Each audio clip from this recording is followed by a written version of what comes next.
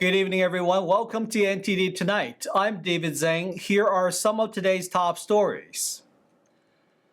The first tropical storm of the season is here. More on the current conditions of Storm Alberto.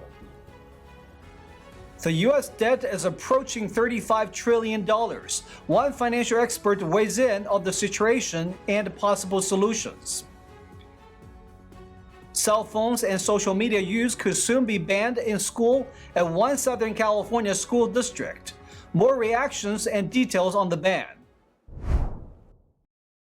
First up, summer heat also brings tropical storms down south. The season's first storm has been named.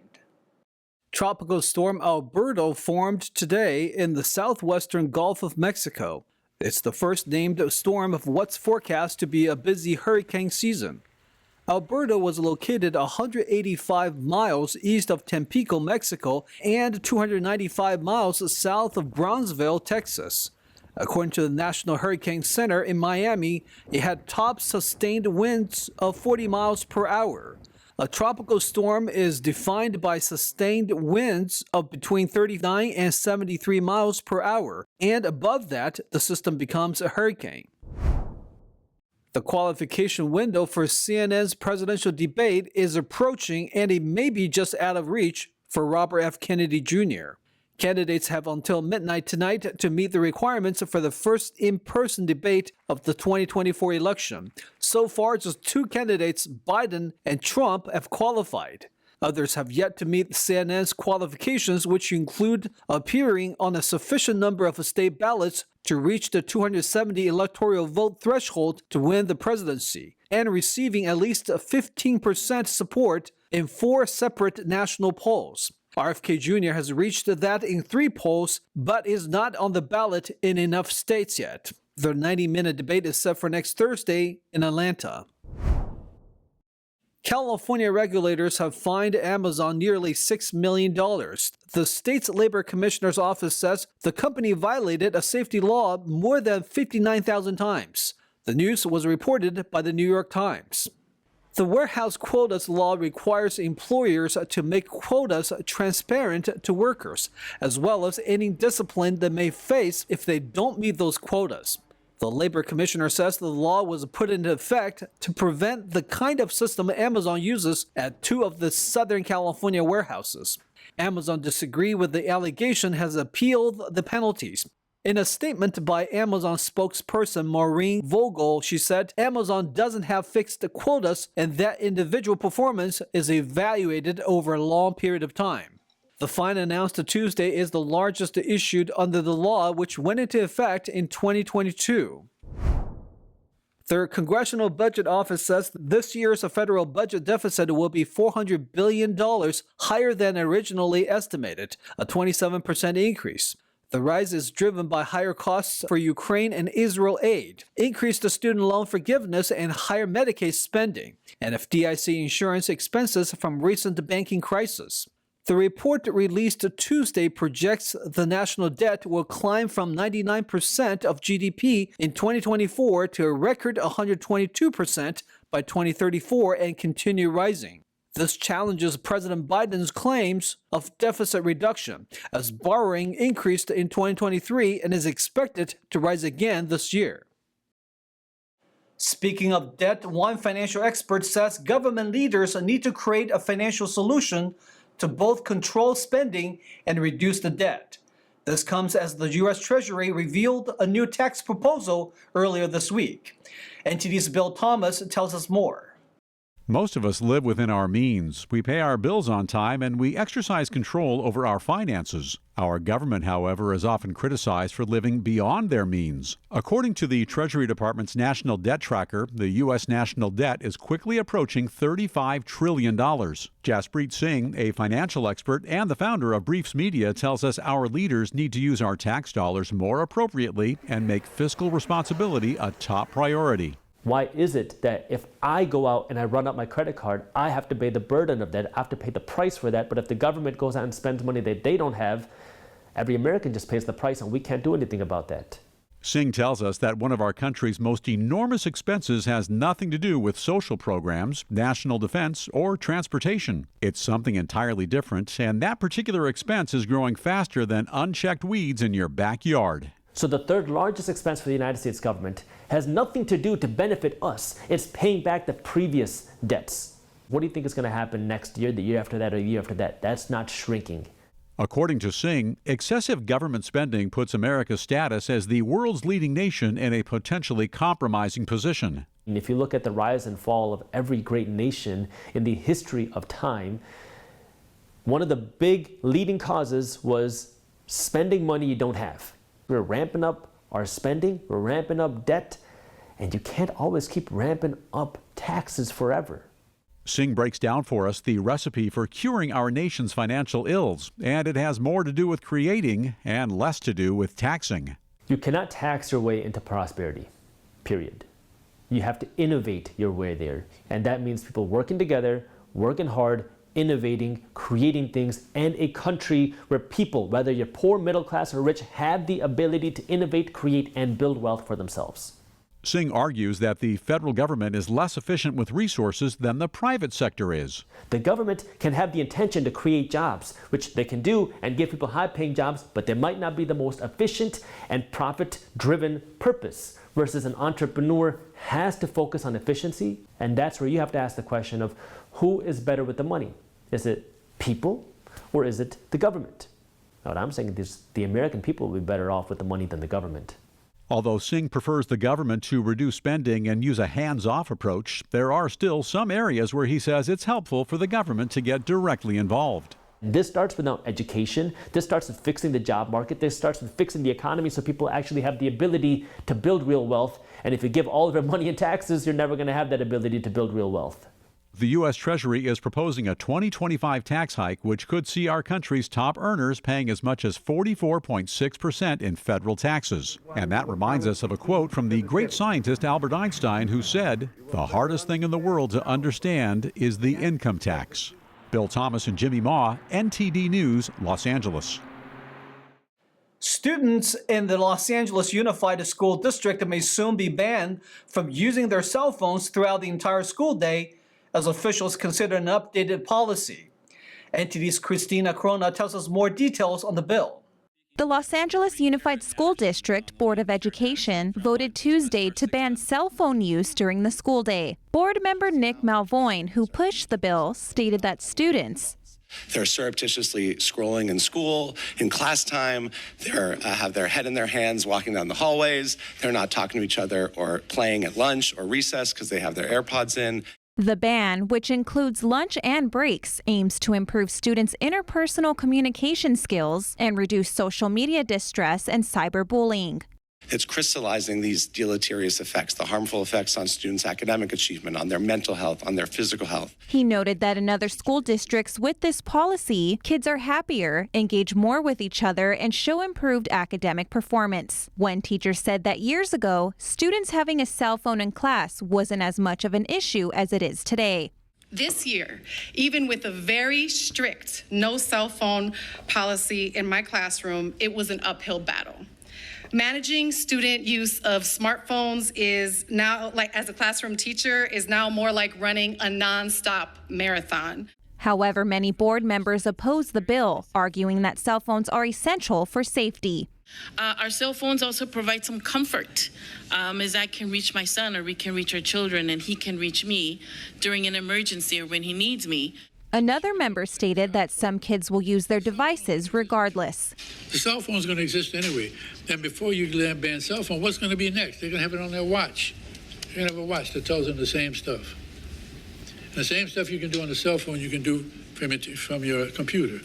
However, for some students, using cell phones is a necessity. It's just that some of our newcomer students utilize phones for translation purposes. Obviously, a person is ideal, but sometimes in less common languages, there's a utilization of phones in class for that purpose. Schools will be able to determine how to implement the phone ban, whether by requiring phones to be stored in lockers or pouches during the day. The resolution instructs staff to develop and present policies and a plan to the public before the board approves them within 120 days. The policy will go into effect as early as January 2025. Christina Corona, NTD News.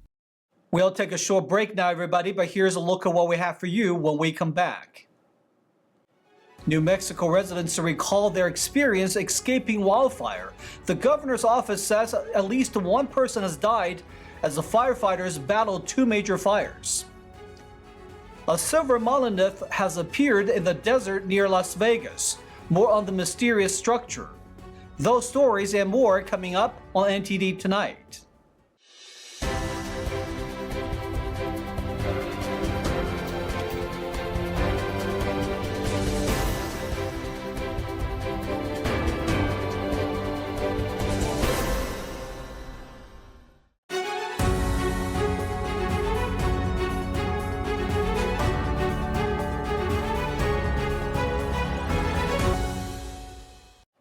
Welcome back to NTD Tonight. I'm your host, David Zhang.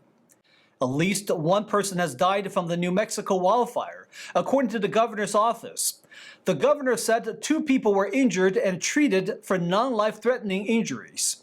As of Wednesday, there is still 0% containment. NTD's David Lam has the updates. Thousands of people have fled a mountain village in New Mexico due to two wildfires this week. As of Wednesday, the fires covered more than 23,000 acres, damaged around 1,400 structures, and left at least one person dead. We have been through several fires in the 19 years we've been there, and none of them was fierce like this one. Governor Michelle Lujan Grisham declared a state of emergency covering Lincoln County, where the village of Ruidoso is, and the Mescalero Apache Reservation. The two fast-moving fires converged together near the southern part of the state. The evacuation orders came so quickly on Monday night that residents had to leave their homes immediately. I hope it's still there, but the fires have still been working through. I don't know whether we're going to have a home. There are several people in that area just above us that lost their home. The emergency declaration frees up funding and resources to manage the crisis. Today, response crews were able to directly engage areas of the fire's footprint when conditions allowed. Some rain was expected going forward this week in New Mexico. Our house is fine. We got lucky that way. I thought it would be with the prevailing winds the way they were. So I wasn't overly stressed out about it. Some of the people around me were, but that's all right. We handled it well enough. And we're glad to get to Roswell and glad to find the people here that we did. Nationwide, wildfires have burned more than 3,000 square miles this year. That's higher than the 10-year averages, according to the National Interagency Fire Center. About 20 wildfires currently burning are considered large and uncontained, including those in California and Washington. David Lam, NTD News. Extreme heat alerts are in effect for tens of millions of people in the U.S., as cities including Chicago break heat records. But it doesn't stop some farmers from selling local produce.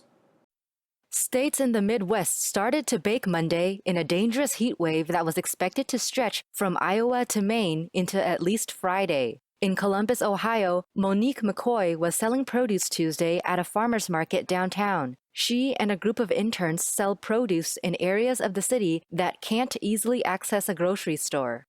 These are the foods you want to eat on these type of hot days. The watermelons, the cantaloupes, foods that are loaded with a lot of water anyway naturally. Those are the foods you want to consume to stay hydrated. So you don't have to just drink 6 gallons of water. You can eat the proper foods that will also help you get hydration.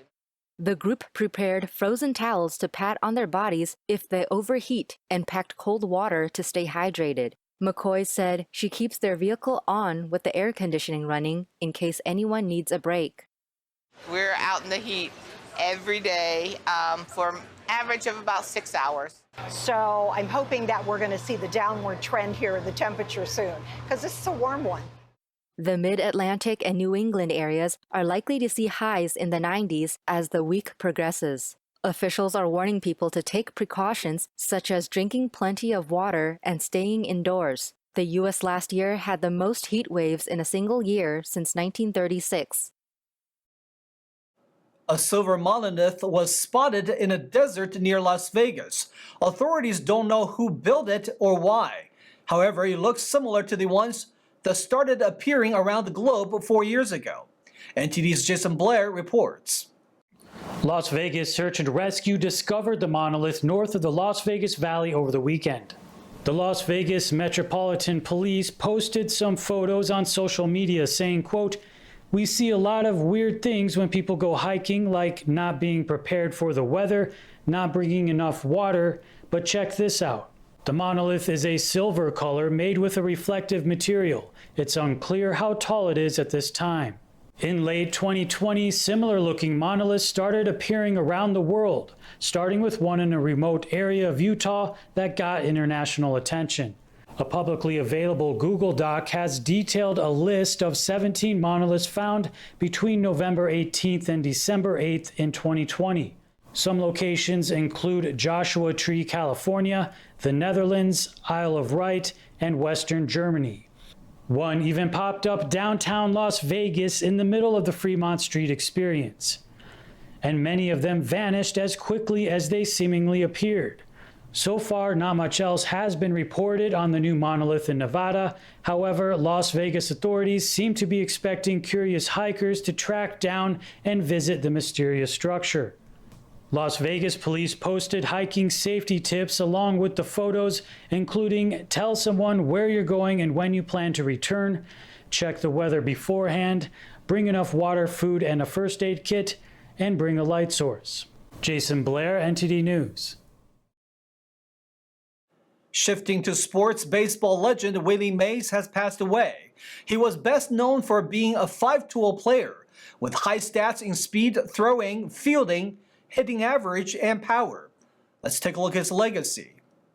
Willie Mays, the legendary Hall of Fame center fielder, passed away on Tuesday at the age of 93. The San Francisco Giants made the announcement on Tuesday. Mays, known as the Say Hey Kid, is often celebrated as the greatest all-around baseball player with a career that spanned 4 decades. He started in the Negro Leagues in the late 1940s and concluded with the New York Mets in 1972. Mays was known as a five-tool player for his speed, throwing, fielding, hitting for average, and hitting for power. His career statistics are a testament to his greatness: a .301 batting average, 660 home runs, 525 doubles, and 338 stolen bases. He led the National League in stolen bases and home runs 4 times each and grounded into just 45 double plays over 24 seasons. The Negro League stats, recently integrated into MLB's records, added 10 hits to Mays' career total, though his home run count remained unchanged due to incomplete box scores from those games. His first MLB hit, a home run, came in his 4th game, setting the stage for a career filled with accolades and memorable moments. Mays missed the 1952 and 1953 seasons due to military service during the Korean War, but he returned in 1954 to deliver his finest season, batting .345 with 41 home runs and winning the MVP award. Over his career, he was selected for 24 All-Star games and won 12 Gold Gloves. His All-Star MVP awards in 1963 and 1968 made him the first player to win the honor twice. Mays once said he enjoyed fielding more than hitting, relishing the thrill of making plays in the outfield. His skill set many records, but he also made history off the field by signing baseball's first 6-figure contract in 1963, paving the way for future players' earnings. The oldest known Greek version of the infancy Gospel of Thomas was a manuscript from the 11th century, highlighting the childhood of Jesus, the center figure of the Christian faith. Now 2 scholars have discovered a piece of papyrus containing the biblical record, dating back to a much earlier time. NTD's Helen Billings reports. Dating back to the 4th and 5th century, a papyrus fragment of the infancy Gospel of Thomas has been found. making it the earliest known record of the childhood of Jesus. Written in Greek, the papyrus fragment went unnoticed for decades at the Hamburg State and University Library in Germany because the content was considered insignificant. It wasn't until papyrologists Lajos Burkes and Gabriel Nochi Macedo were going through archived images and recognized the name Jesus on the papyrus. After recognizing a few more words, they searched a database of ancient Greek literature and found a match. Macedo told NTD, quote, "The discovery was purely accidental. However, the text was not identical to the modern edition and instead follows the original text from the 2nd century, which makes it all the more interesting," said Macedo. He said most scholars agree that the original text was in Greek, and this papyrus corroborates that argument. The two researchers believe the manuscript was created as a writing exercise, as indicated by the imperfect handwriting. According to their press release, the words on the fragment are from a story called The Vivification of the Sparrows, where Jesus brings clay sparrows to life. Macedo noted that the piece was authenticated by analyzing the material and the writing, and was dated by comparing it to other manuscripts from late antique Egypt. This text is distinct from the widely known Gospel of Thomas and was not included in the commonly found Bible. But Macedo said it is interesting to note that the text still had a place in Christian culture and education. Helen Billings, NTD News. Stay tuned for China in Focus with Tiffany Meyer coming up next. A new indictment reveals the inner workings of a criminal network. How do Chinese money exchanges in the U.S. help Mexican cartels launder tens of millions of dollars using assets from China's ultra-wealthy? We'll unpack the connection. More on China in Focus with Tiffany Meyer at 9:30 p.m. Eastern. And that's all we've got for you tonight. We'd like you to join us again on NTD Tonight every weekday at 9 p.m. I'm David Zhang. Have a wonderful evening.